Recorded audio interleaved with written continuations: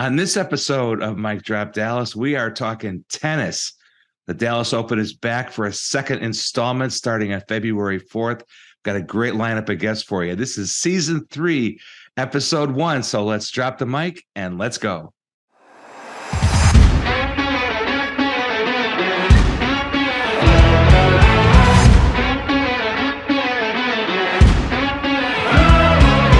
Welcome to Mike Drop Dallas, everybody, the official podcast of the Dallas Sports Commission. Kevin Sullivan here, along with the executive director of the Sports Commission, Monica Paul, and our on-air producer, Next Level, Marcus Carr.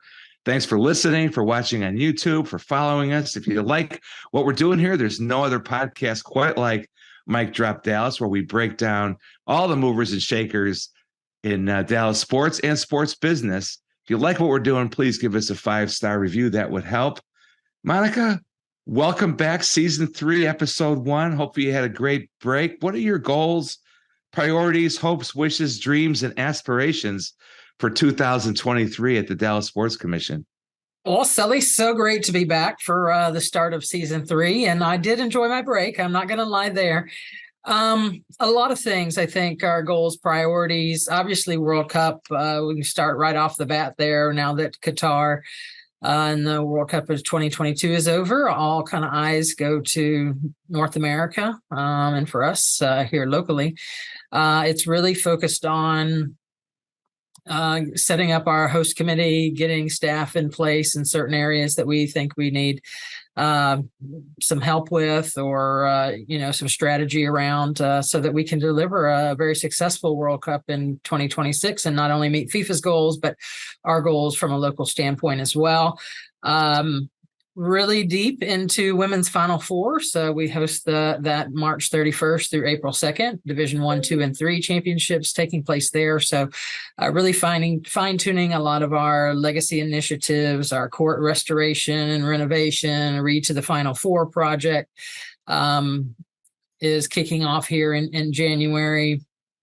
We've got some legends and legacy components that'll be taking place, and looking for people that we're seeking nominations for from an award standpoint. And then really going to be honing in on the ancillary events that take place around the women's Final Four. Ticket sales were very, very strong for the Division 1 championships, but there are a lot of ancillary events in Turney Town and the Bounce, where the community really gets to get a taste of what a women's Final Four is and women's sports, and just the overall celebration of the culmination of the 50th anniversary of Title IX. Pretty special to be hosting that here in Dallas. And then really pushing tickets for Division 2 and Division 3 championships that take place on that Saturday, April 1st at the American Airlines Center. So probably the top 2 things. But I can also say that ending last year and even the first few weeks of 2023, a lot of focus will be on international soccer outside of the World Cup. There are a lot of different opportunities that are taking shape. And I kind of foresee that over the next 3 years as we go into 2026. But even on the youth side of things, the professional, international side, and even international sports in general, now that we've been named host for World Cup 2026, a lot of additional interest from other sports to come to the United States, to actually honing in on Dallas for numerous reasons, and most people know what they are, because it's one of the reasons why we love living here ourselves as Dallas residents. So, and we host, 70 to 85 events a year. So it's about to be cheerleading season and volleyball season and Vex Robotics World Championships on the youth amateur side of things. So excited for 2023. 2022 was kind of a whirlwind and had a lot of highs and a lot of lows. But I think we're going to have a good 2023 as well. I think some other major events that we have the opportunity to bid on, and it may take a few years for us to secure them, but always up for the challenge. Now, one thing we know about Dallas is the sports community, the business community always rally around these big events. We love big events in Dallas. So who are some of your key partners on the women's Final Four coming up in March? Yeah. And both on the corporate side, but also you mentioned the legacy projects and court restorations and those kind of things. Yeah. So, Big 12 Conference as our host institution. So we couldn't be hosting a women's Final Four without them, and a little bit unique this time because we do have that Division II and Division III championship as well. We've got University of Texas at Dallas and University of Dallas, as well as Texas Women's University, all coming in as our Division II, Division III host institutions as well. So, but a lot of great initiatives. Both the Dallas Mavericks and the Dallas Wings have really made a huge impact and will here over these next 3 weeks, or 3 months rather, in terms of additional things that they're doing through the Women's Final Four in the community. But from a court standpoint and court restoration, working really hand in hand with the NCAA and some of their corporate partners and corporate champions. So Unilever is coming on board to help us with our court restoration and provide the funding with that, along as with some from a sports commission standpoint. But Dallas Parks and Rec, City of Dallas, HEB is going to be doing an initiative, kind of a cleanup of the park that was selected over in West Dallas. So really excited about that initiative. AT&T, another one of the NCAA's corporate partners and champions, obviously calls Dallas home and has their new AT&T Discovery District, which once we kind of announce some of the ancillary events, AT&T Discovery District will be a key kind of feature within our city over Women's Final Four. And because of, the strong ties amongst both NCAA and the city and the Sports Commission, AT&T is going to be doing some special stuff. So they've really come in as great partners as well. But we're about to unleash our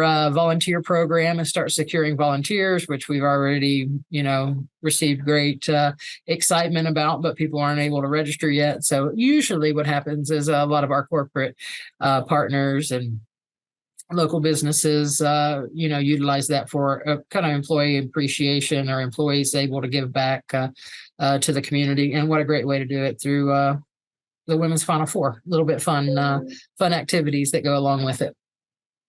Can people still register to be volunteers? Well, we haven't opened registration yet. That'll happen later this month. I think end of January registration opens. So, and where do people go to do that?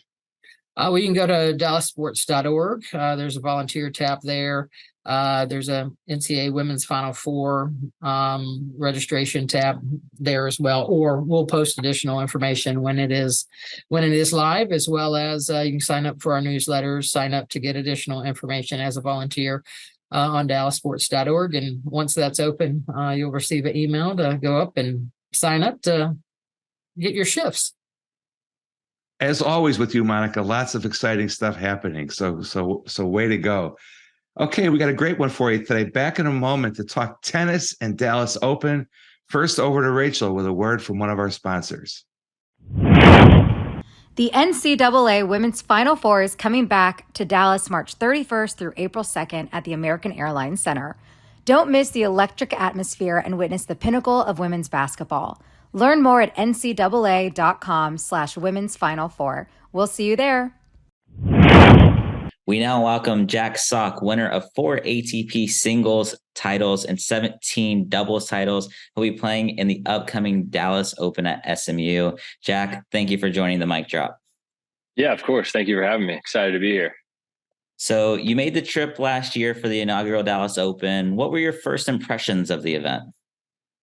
I thought it was awesome. I mean, I've spent a decent bit of time in the Dallas area. Big fan of it. Obviously a big sports town in general, and I think big tennis town as well in general. So I thought the attendance last year was awesome, which as the American players, I think I speak for us all, is always fun to play in front of a crowd, have the energy behind you. I thought you never know, kind of first year events, maybe always a learning curve, new cities, new venues, but I thought it was awesome. Played some great tennis first round, had some fun with John in doubles, and it was a great week. So I'm looking forward to doing it again here in a few weeks. At the Dallas Sports Commission, they're always aiming to make Dallas a premier sports destination for athletes like yourself. What do you think overall of the city? You just mentioned, it's a great tennis town, but overall the city as a sports destination, what were your impressions? I mean, I think it's obviously it's one of the best for sure. I mean, you have virtually every sport you can think of. You have the red hot Luka Doncic now carrying the Mavs to some incredible basketball. Cowboys in the playoffs, hoping for y'all's sake that they keep going. I'm a Chiefs fan, so maybe we'll see at some point. But no, it's overall, I think there's always enthusiasm here. There's always a team doing well. The stars are usually always good. So yeah, I mean, I think it's one of the best for sure. So you mentioned John. He's a friend of the pod. You guys played doubles a little bit together. Has he shown you around Dallas any of the food staples that stick out to you? What has he shown you in Dallas so far? I mean, he's always happy to give recommendations. I think he's a little busy these days with his full family and another one on the way now. So I don't think he probably steps out of the house too much for dinners and stuff. But I'll definitely be leaning on him for some recommendations. Here in a few weeks, probably even go have dinner at his place. Yeah, some of our favorites here at the Mic Drop: Nick and Sam's, Pecan Lodge, Mika Sina is a good one. Okay, but speaking of you and John, what are some of the advantages or disadvantages? Y'all play doubles together, but advantages and disadvantages when you play singles against each other. I mean, the only disadvantage really is it's just kind of, awkward always there for a little bit when you play such a good friend. He's kind of been a mentor of mine on tour for a long time now. We spent a lot of time in Tampa together training when I lived down there when I was younger. And he's just kind of guy I've leaned on a lot. He's so professional. He's got his routines down. Obviously knows the tour down for a long time. So he's, giving me advice and showed me the ropes a little bit. But yeah, we've played a bunch now. We've each gotten each other a few times. I think he for sure has a winning record, but it's always a little awkward, at the beginning, but also at the end of the day, you finish the match, give each other a hug. And I always wish him to do well and do the best. So it's all good. Does your approach change at all whenever you're going into a doubles match versus a singles match? Or is it kind definitely of the same approach typically? Definitely more relaxed than doubles. I think I have a lot more fun with it, which probably is why I've had some good results. You play a lot looser. You play probably in turn play better. Singles, can be a little more stressful. You're out there by yourself, your team and everyone on the sideline. But doubles you usually play. Yeah, you're playing with a good buddy most of the time, like John or some of these guys, and it's just a blast to be out there. Obviously, always being an individual sport, it's fun to finally get a bit of a team atmosphere as well. So you got a wild card to come back to Dallas here in a couple of weeks. Are you taking a different approach compared to last year? What did you learn from last year that you can apply in the coming weeks? Nothing too different. Working with a new coach now. I've just put in about a 3-month off season. I've kind of changed my body, transformed some things, learned some new things as well. About myself, kind of wanted like a full reset going into this year, and Dallas will be my second stop. So hoping to apply and use some new tools and kind of get a fresh start with it. Yeah. Speaking of your fresh start, what are some of the goals for 2023 that you've set for yourself, and what can we expect from Jack Sock this year? In the immediate, just want to get back in the top 100. Obviously, I had a rough stretch there with injuries and then COVID, and kind of basically literally starting over. Had no ranking just a couple years ago, so I feel like I made a good move back, to get right around 100. But your schedule and things can change, a bunch if you can get creep back in the top 100 and get in the slams directly, all that, and then I feel like from there it's a bit easier, more chances to keep moving forward. So yeah, I kind of just want to prove to everyone that I am still around and can still play some great ball, and looking forward to hopefully a great season and a healthy season. It's well documented that you never lost a match in high school. Can you talk to us a little bit about like what that was like, and kind of take us a little bit through that? Yeah, it's Kansas high school tennis. It was a blast. I honestly enjoyed it. Played all 4 years. Went to a regular high school. Was in class and then played all 4 seasons, and got to play a couple years with my brother, which was amazing. And a bunch of friends friends. And my closest loss was almost to my brother. I had to beat him in a 10-point tiebreak one year, and was down in the 10-point breaker. So almost snapped my streak, but I was able to pull through. But we had some great battles, won some state titles together as a team. So doing that as a family and with close friends was so fun. That's awesome, Jack. Before we let you go, there's a clip from a few years ago that I wanted to bring up, and it's where you told Leighton Hewitt to challenge a point that was awarded to you. You were correct, and Hewitt's shot was good. What made you do that, and what was your reaction for it was a big viral moment just for you showing good sportsmanship. Like, what were your thoughts on that? I mean, in the moment, it didn't feel that weird to do, I guess, or anything. The serve was clearly in. The match was a really fun crowd, and obviously Leighton was playing in front of his home Aussie fans, and so it was a team event. So I don't know, it kind of just felt right in the moment to do, and it was too good of a serve. But yeah, I think the aftermath with the viral of it, I mean, to this day, still I feel like it still comes up. People, I still see comments and stuff. I was blown away at it. It was kind of my first like viral, feel like big viral moment. And it was crazy. It was something, I can always look back on. It'll be fun to show my kids one day if they see it or whatever. And no, it was crazy. I mean, to be honest. Well, Jack, we appreciate your time today. We're wishing you the best of luck at the Dallas Open. We'll definitely be in attendance all week for you. So we'll be rooting you on from the Mic Drop Dallas headquarters. Thanks for joining us today. Yeah, I really appreciate it. And thank you to Dallas Tournament for letting me play again, the opportunity. Thank you. And we'll throw it over to Rachel for a word from one of our sponsors. The Dallas Open returns to Sty Slinger Altec Tennis Complex Saturday, February 4th through Sunday, February 12th. Dallas welcomes some of tennis's biggest stars as Frances Tiafoe, Taylor Fritz, John Isner, Denis Shapovalov, Riley Opeka, and more take to the court to battle to be the newest champ. Tickets are on sale now at dallasopen.com. And now it's our privilege to welcome back to Mic Drop Dallas, Dan Hunt, the president of FC Dallas, of course, the chairman of our winning World Cup 2026 bid. This year involved also in the Dallas Open, our upcoming ATP Tour stop here in Dallas. Dan, welcome back to the Mic Drop Dallas. Yeah, thanks so much for having me. It's great to be with y'all. So, Dan, we're very familiar with your family's powerful legacy within soccer, but your dad, the late Lamar Hunt, also played an important role in tennis. Tell us a little bit about that. His passion for tennis is really an interesting one because he didn't grow up playing tennis. His sports were football and baseball. He would tell you he was a very mediocre football player at SMU, and he played freshman baseball also at SMU when they had a freshman baseball team. But he was interested by the game. And obviously the pageantry around it, especially Wimbledon, and what a fantastic tournament it is.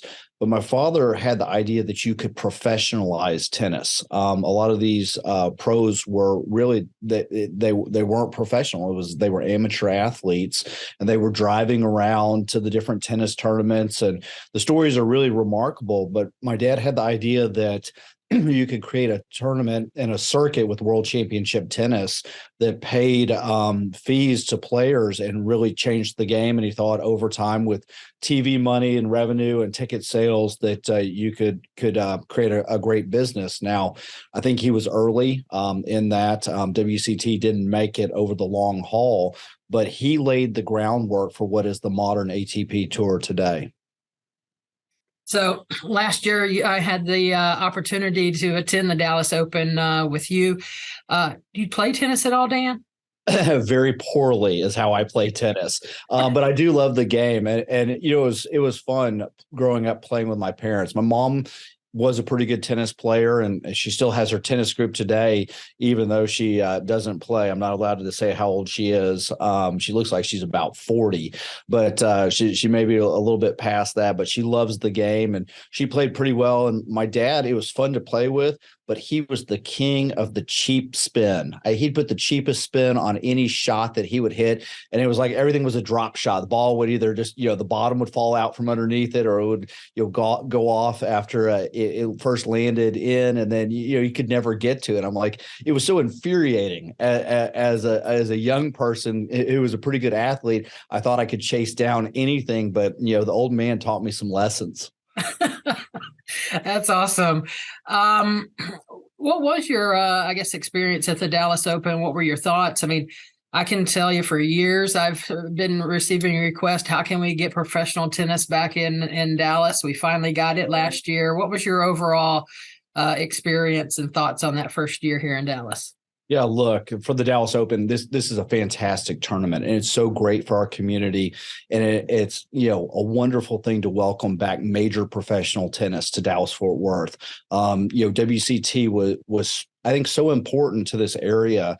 And I think back to those early tournaments and the greats that, were able to, win the tournaments, lift the trophies. I met so many of them, and it made Dallas a little bit of the epicenter of, world tennis. And now to bring back a major tournament and to see people, really embrace it and enjoy it. I had a great time there. And obviously the stadium and the campus over at SMU is a great place to have it. That was really fun to watch matches there. And, the facility is just first class. And, I think back to even WCT being played at SMU. So that connection is really special for me. But, I'm excited for what this tournament means to the area. It will continue to grow. Top players will come, but it also will help develop top talent in this area too, because it's something for these young tennis players to aspire to be, to play in front of thousands of people, playing for prize money, playing for trophies. Those are the things that inspire young people. And again, it's a great commercial for our city. So we're very, very excited. For the first time, the Dallas Open Championship Trophy will be named for your father and features his image. Tell us, Dan, how did that come about? It's such an honor to have a trophy named after my father. And we have the good fortune that there are several, the AFC Championship Trophy and the Lamar Hunt U.S. Open Cup in soccer, which is the all divisions professional tournament, or all division soccer tournament. And now to have, major tennis trophy named after him and his contribution. There was a lot of communication back and forth between Gina Miller here at FC Dallas and with different leadership people with the Dallas Open. And, I think the trophy is a great representation of recognizing the old WCT trophy. The picture that's actually on it is of my father on the SMU campus. And then, on top of the trophy is the Margaret Hunt Hill Bridge. And there's just such a special correlation there. Look, the Margaret Hunt Hill Bridge does a great job of connecting parts of Dallas, and it is iconic. It's really an amazing thing. But her son, Al Hill Jr., was my dad's partner in World Championship tennis. And so that connection between our families, and also now Heather Washburn and Ray Washburn help give the money at SMU for the soccer stadium too. So you have all of this familial relationship, and it's a great way to honor both of these families on the trophy and their contribution, not just to tennis, but also SMU. Yeah, I think I can speak for Monica when I say we're not surprised to learn that Gina Miller had a hand in making this happen. She's one of our absolute favorites. I began my career with the Dallas Mavericks, in the Reunion Arena days, and people may not remember, if you're not as old as me, maybe, that from 1980 to 89, World Championship tennis was the primary tenant at Reunion Arena. That's, people talk about the Moody Madness game. Well, the reason the game got moved was because tennis was being played at Reunion Arena. And so, again, your dad's legacy, you mentioned football. We've talked about soccer before. What do you think he was a humble person. What do you think he would make of this? And that the trophy also reflects his sister with the Margaret Hunt Hill Bridge being depicted, as well as a photo of your dad. What would he make of it? Yeah, he was a humble person until he beat you with one of those terrible drop shots. And I could see a little bit of a smile creep on his face. No, look, my dad was a fan of all sports. It really didn't matter what it was, but he was passionate, obviously, about football and soccer, but he was passionate about tennis. And so for it to be back, especially at one of his favorite places in the entire world at SMU, I mean, it's just such a special connection there. And you're right. I mean, you think back to, Moody Coliseum and the games there, and then also Reunion Arena. And I just have such fond memories of meeting those athletes, both, on the men's game and the women's game. And, I've seen John McEnroe and Chris Everett also talk about and thank my dad for his contribution to the game of tennis and how he really changed it and professionalized it. And obviously his big honor was being inducted into the International Tennis Hall of Fame in 1993. So you have a guy who's in the Pro Football Hall of Fame class of 1972, National Soccer Hall of Fame class 1982, and International Tennis Hall of Fame class of 1993. And so you that connection between these sports that he was so passionate about, and by the way, so incredibly diverse too. But I think he would be proud that major professional tennis is back in his hometown. Let's shift a little bit to World Cup. I know you went to Qatar for the now last year's event. When the winning news came in, you and Monica were probably the two happiest people and relieved people on the face of the earth. But I remember the headline in the morning news the next day was something about we're going to throw the largest party in the world. That you said as the chair. How have you reflected on it since then? I guess a two-parter. What do you think about your reflections now that some time has gone by? And what did you take from your trip to Qatar that can be applied here when it comes to Dallas-Fort Worth in 2026? Well, first off, we were the two happiest people in the Metroplex.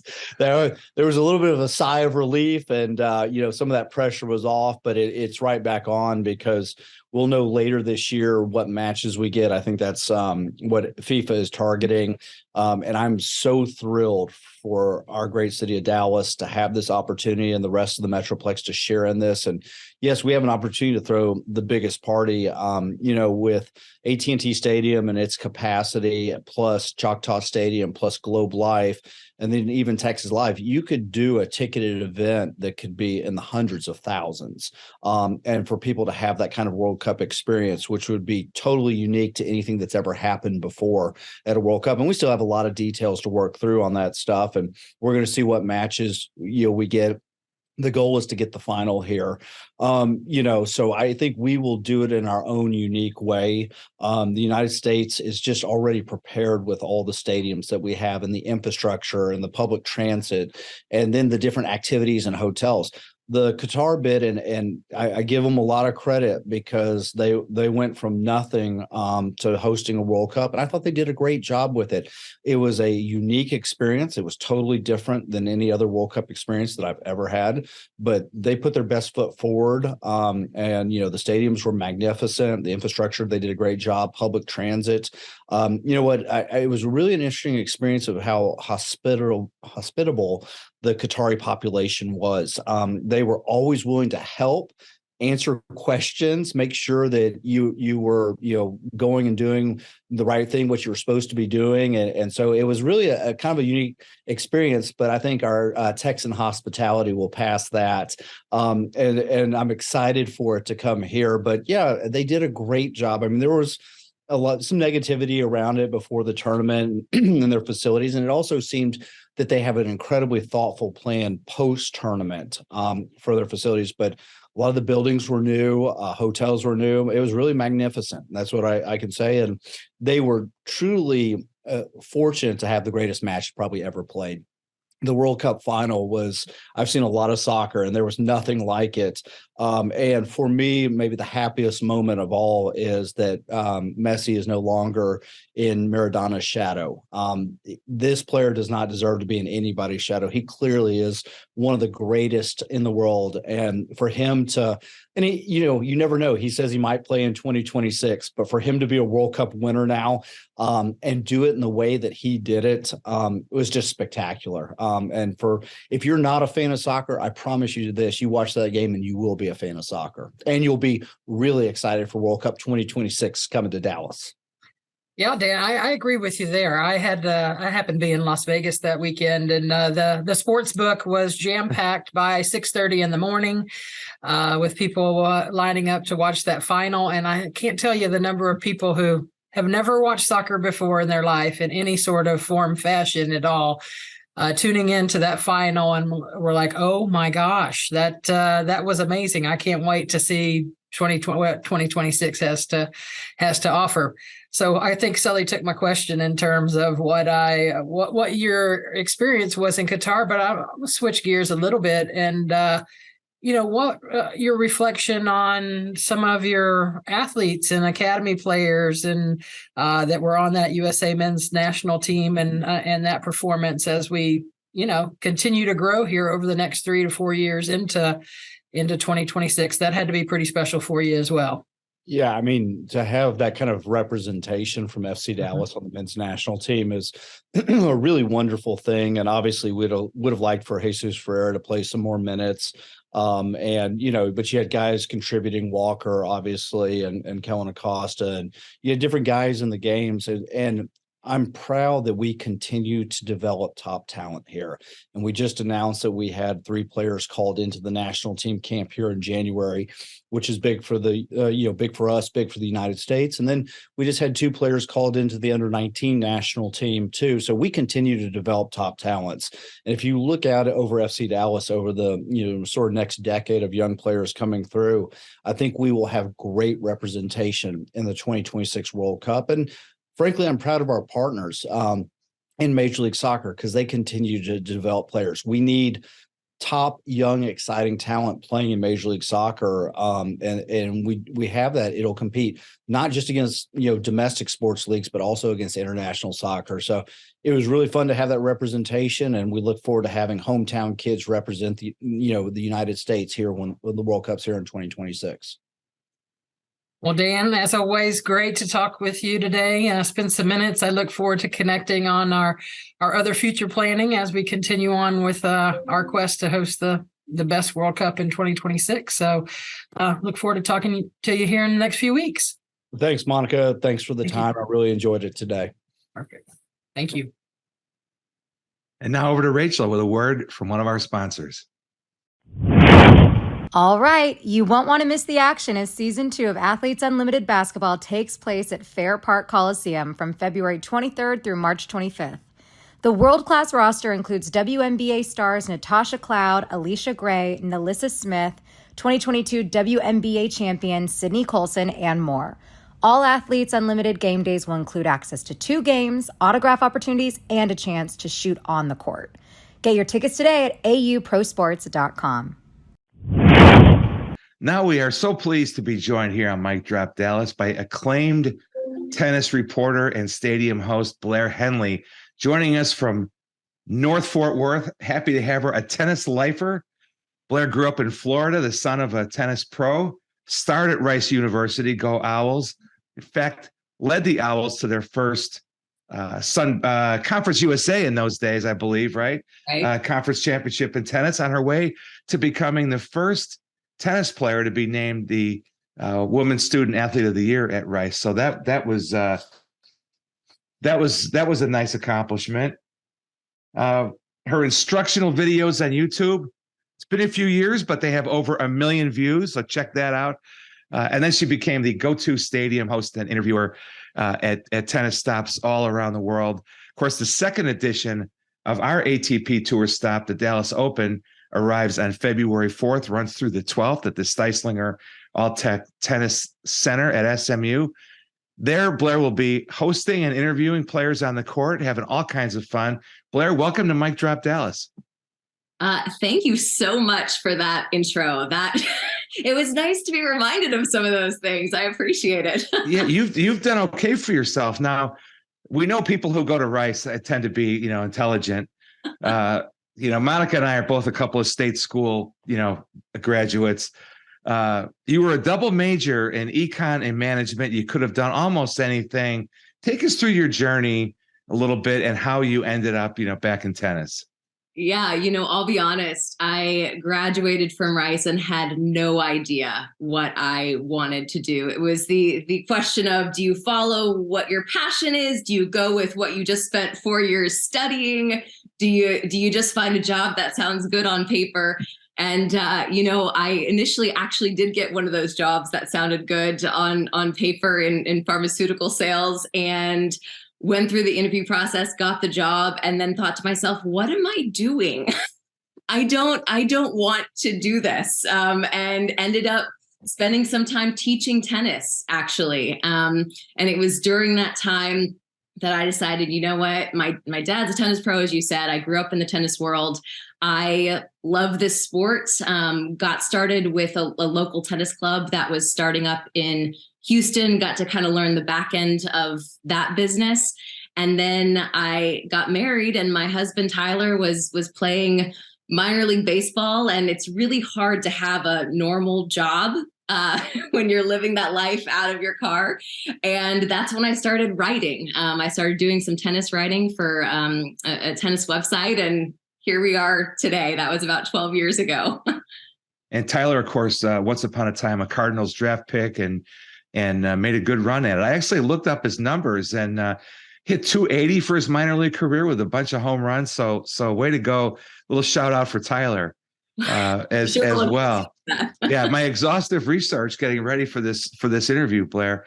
So you were here last year. It was the first time the ATP Tour came through Dallas in many, many, many years. What were your impressions of the inaugural Dallas Open last February? I mean, it blew me away. I've seen other first-year events. It takes some time to get momentum, to get the rhythm behind the scenes, for the players to decide they want to come and play at a certain site. There was no false start at the Dallas Open last year. It was full steam ahead. It was packed from qualies, which is, again, not something you see at every tournament. And I've been privileged to work at many of them. I remember actually talking to one of the players who qualified for the main draw last year, Liam Brody, during qualies. So it was after his first or second qualifying match. And he said, I don't know that I've ever played a qualifying match in front of this many people. So it's not only a treat for the players, but it's great for the fans. Those qualifying matches are an incredible way to get up close and personal with players who there are qualifiers who end up winning tournaments. So you might be able to get up close and personal with a player who ends up doing really big things in 2023. What another strong field this year, highlighted world number 1, world number 9, Taylor Fritz, number 17, Frances Tiafoe, who of course captivated us all, the U.S. Open last fall, defending champion Riley Opelka, friend of the pod, Dallas's own John Isner. But before we get to the competition, Tiafoe has also been known to make fashion statements on the court. So, Dallas, we love big events. We love coming out to get the whole package. So with Tiafoe, there's even a fashion interest here. Talk a little bit about his the flair that he brings to the game. And this is a really good player. He sure is a great person too. He's a lot of fun to watch on the court. He's fantastic off the court as well. I've been lucky enough to get to know him over the years. But yes, you mentioned the fashion. He stepped out in Australia wearing a Nike kit. Psychedelic is maybe the word I would use to describe it. I can't really do it justice in words. You'll have to go to Google Images and check it out for yourself if you haven't already. It was funny. His girlfriend actually posted, and she's a former player herself. She posted a video of him trying it on, this outfit. They decided to go with it. She said, I think you should go with it. I love how it looks. And it was polarizing. Some people loved it. I personally love it. Why make tennis kits boring? Let's have fun out there. Let's have some self-expression on the court. Why not? Some people weren't a huge fan, but that's what I love about tennis. Fashion seems inconsequential, but on the flip side, it's one of the really neat things about tennis as a sport. You're not walking out there in a uniform. You are walking out there, and granted, much of it is limited by what whoever your sponsor is gives you to wear, but there is some individuality in that, and that's, part of what we love about an individual sport. Well, Blair, I think it's a great fit for Dallas, especially the fashion angle as well, because we do like to get dressed up here from a community standpoint. But I'll go back to, I've been here at the Sports Commission for about 14 years, just over 14 years. And I can't tell you the number of phone calls that I received about when are we going to have a major tennis event back in Dallas? We don't have a major tennis event. So I can tell you that last year's event was a lot of passionate fans out there. I got to witness that as well. And I agree with you. It was a great first year event, not like your typical. So moving into year two, what are you looking forward to from this year's tournament? I think the fans know what they're getting. I think the fans who were there last year were probably really quick to get their tickets for this year because, as you guys know, there's not a bad seat in the house. It's not a massive stadium. You feel like you are on the court watching. You get a really incredible sense of the athleticism of these players, how fast the ball is going. For those who might have seen the face-off, I believe it was in the semis between Riley Opelka and John Isner last year. They had played the longest tiebreak in the history of the ATP Tour, dating back to 1990, if I'm remembering correctly. But to be able to see those serves, from feet away is absolutely incredible. But I think people are going to have to be quick to get their tickets because the word is out. There's no more, hey, is there something happening? There's a tennis thing happening. I think people know now.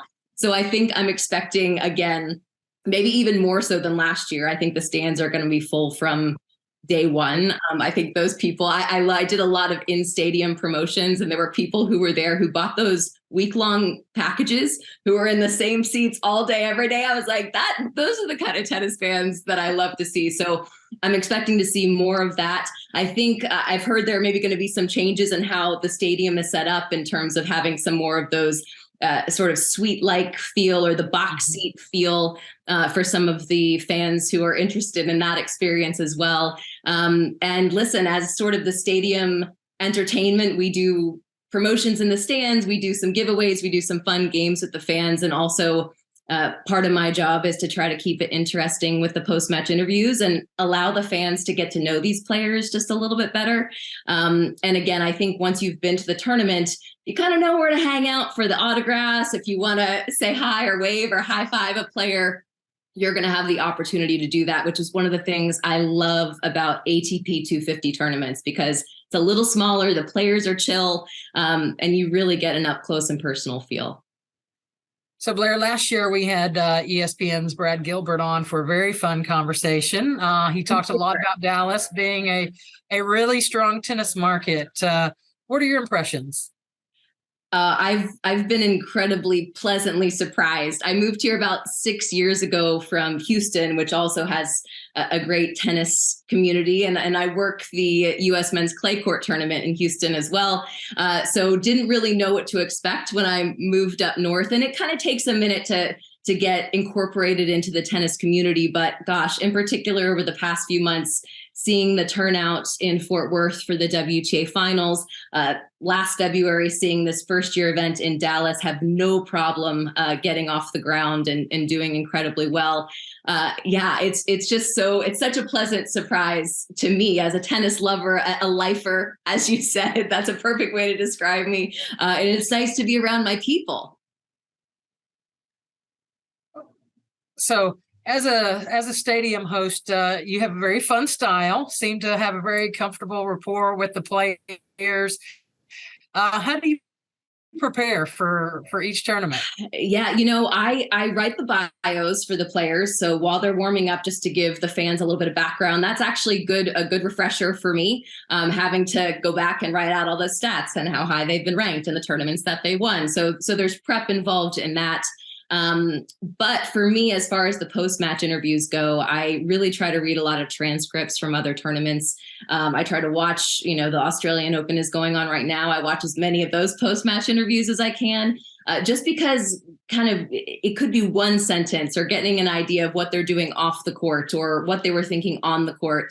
That can help me try to think of an interesting way to pose a question for my post-match interviews. So again, Tennis Twitter is a very valuable resource. Those hardcore tennis fans who are staying up all night to watch the Australian Open matches, I thank them. I am not staying up all night. I'm staying up later than usual, but not all night. But again, just kind of staying in touch. And there's also, I don't know if you guys have seen it, the new Breakpoint Netflix tennis show, which debuted on January 13th. So people are talking about tennis, which is a great thing. Social media is extremely valuable. The players' social media, as well as the fans' social media.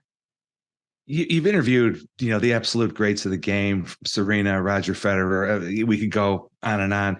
You have a favorite moment from one of those interviews? You've had some emotional ones, including with Serena. Which ones stand out as your favorites or most memorable? Gosh, I think there's one that will probably always stand out for me. And that was a few years ago at Indian Wells. I had a player named Denis Shapovalov, Canadian, on my court, and he was still sort of a young gun at that point. He's more of an established name now, but he was known to rap in his spare time. And I had him on my court and I asked him about how rapping is a release for him off the court. And he thought when I was asking the question that I was going to ask him to rap on the spot. And I said, no, I'm not going to do that to you, but can we make a deal? If you're on this court again and you win another match, will you rap for us? And he said, I'll do it. And I'm thinking, not in a million years. The odds at a tournament that big of him to end up back on the court that I was on and for him to win the match were very low. And lo and behold, I see the schedule of play come out. Denis Shapovalov is back on my court. He gets the win over, I believe, Marin Cilic, who was a good player. It was not a gimme match whatsoever.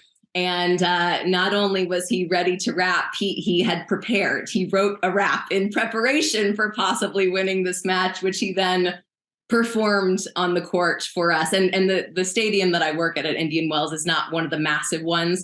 So the fans who had come to the stands that day got such a treat because they're front row for this. I mean, when do you ever see players doing something like that on the court?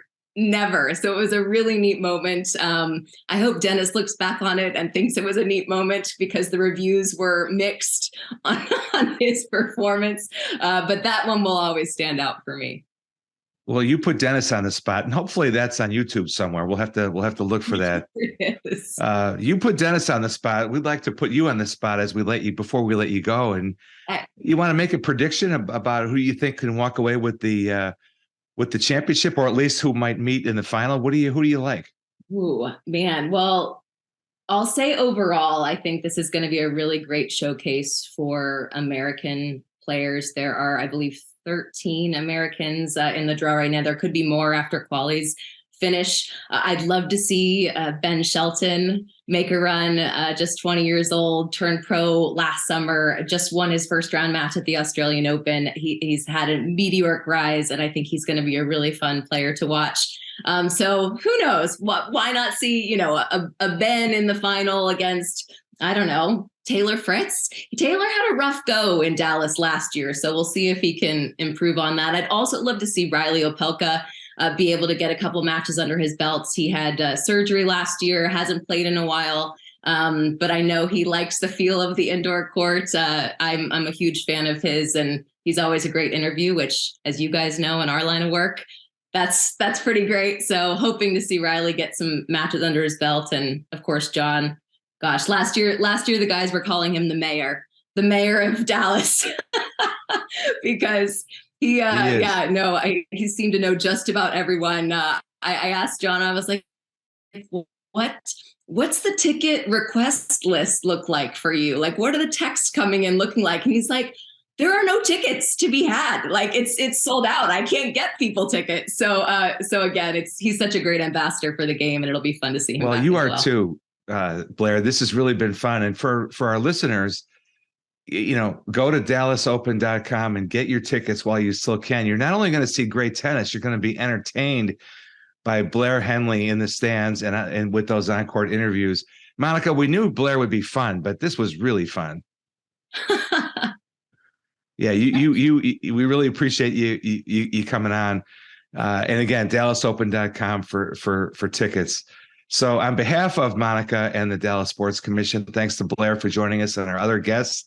Thanks to our Mic Drop Dallas production crew, our producers, Icy Strain and Marcus Next Level Carr, Ren over at Vocal, our showrunner, Tony Fay. Until next time, thanks for listening, everybody.